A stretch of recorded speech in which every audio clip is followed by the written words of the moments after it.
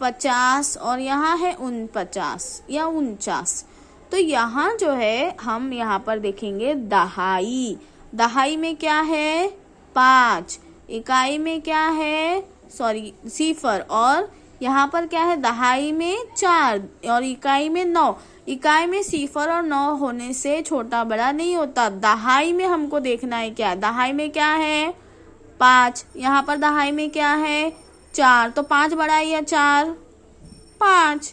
तो इसलिए हम ये अलामत इस तरह ऐसी लगाएंगे, समझे। अब यहाँ पर भी वही है, इकाई में क्या दहाई में क्या है 4, यहाँ पर दहाई में क्या है 5।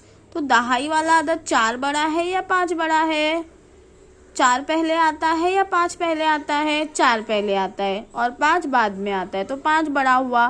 तो बड़े अदद की तरफ खुला हुआ निशान करके बड़ा अदद हुआ, समझे।